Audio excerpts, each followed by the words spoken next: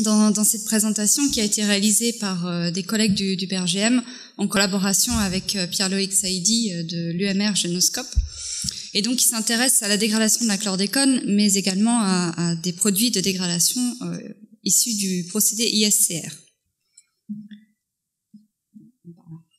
Donc, juste pour rappel, mais je pense que Christophe l'a très bien exposé ce matin, lors du procédé ISCR, donc c'est la réduction chimique in situ, la chlordécone est réduite par un apport de fer zéro valent accompagné ou non d'une matière organique.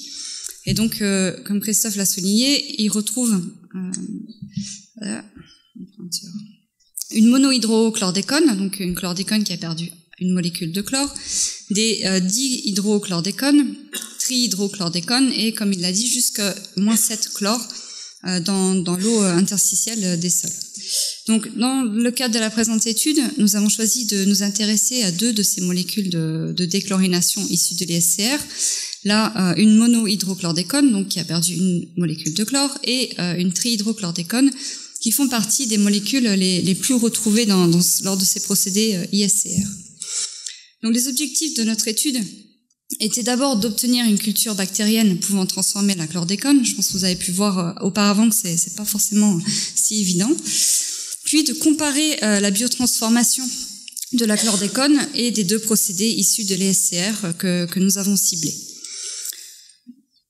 Nous avons ensuite cherché à identifier les composés néoformés, de même que les collègues précédemment, et puis de regarder quelles étaient les bactéries, les micro-organismes présents et dominants dans ces milieux de culture. Donc on est bien dans des conditions de laboratoire. Je vais moins vous parler de in situ ou de sol antillais comme ça a pu être fait précédemment.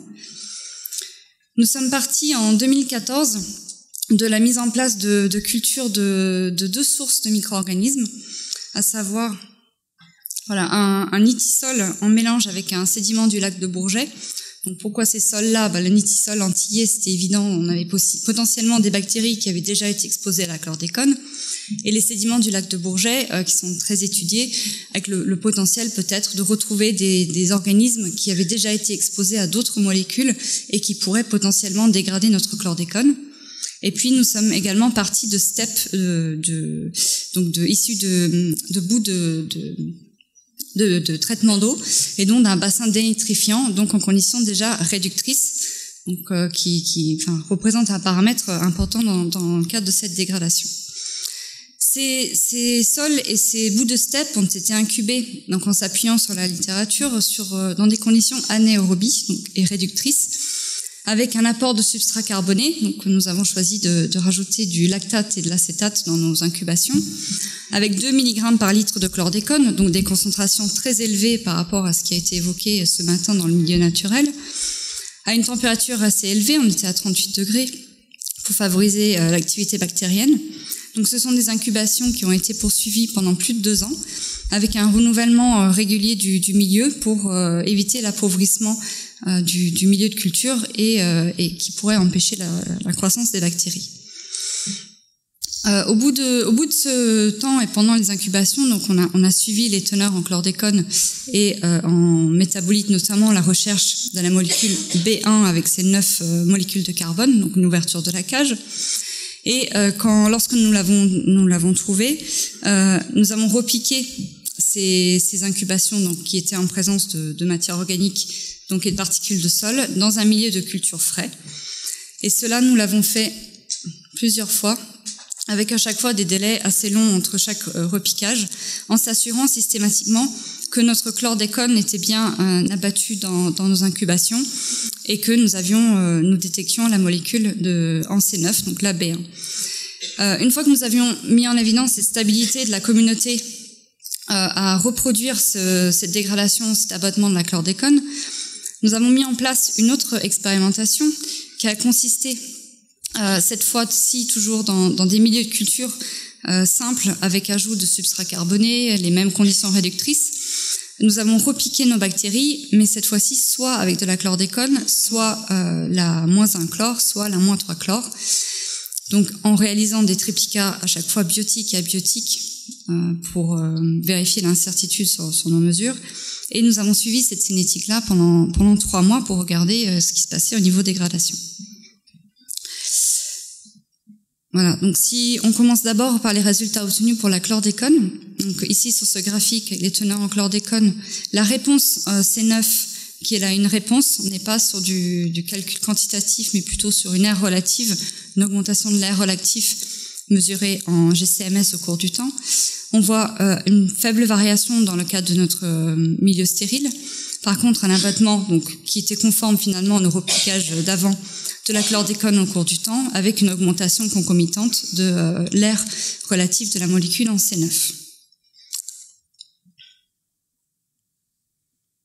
Non, je suis allée trop vite.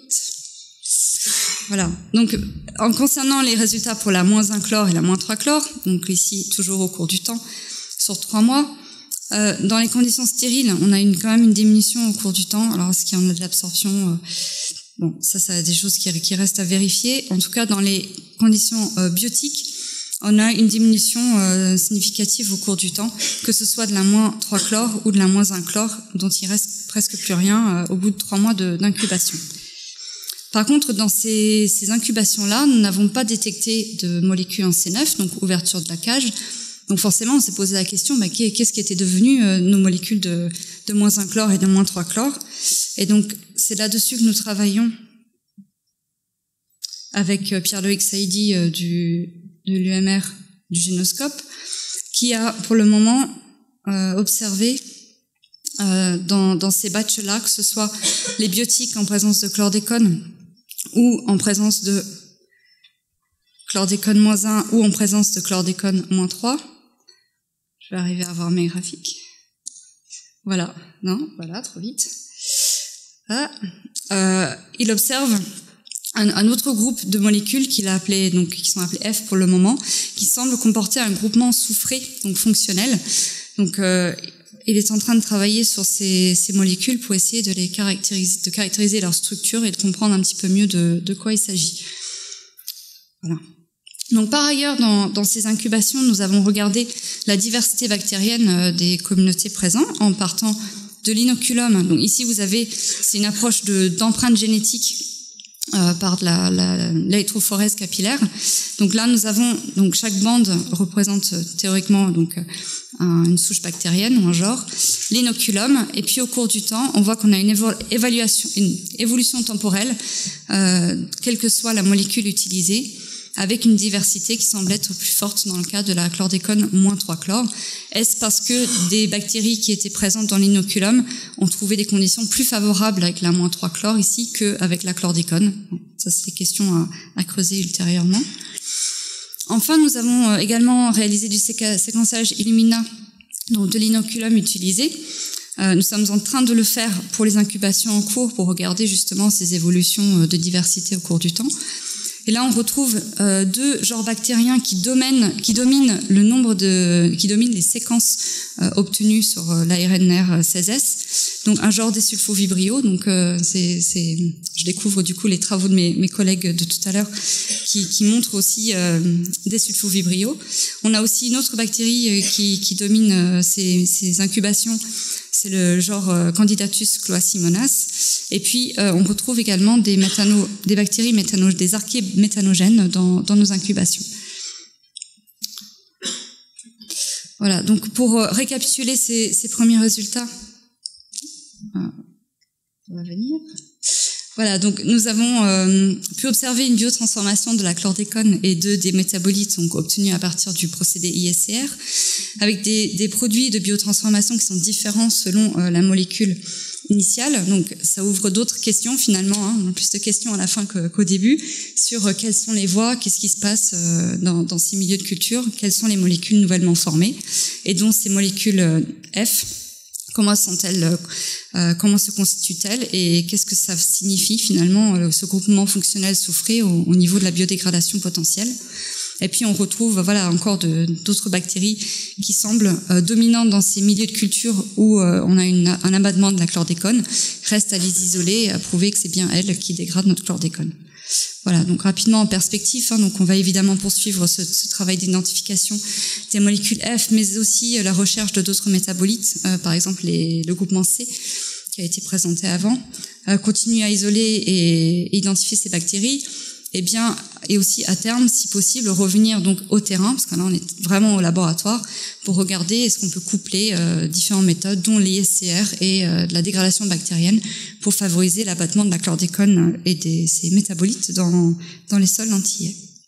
Voilà, je remercie de nouveau mes collègues pour leur collaboration dans ce travail, qui a été financé par le ministère de la Transition écologique et solidaire, que je remercie également, et je vous remercie pour votre attention.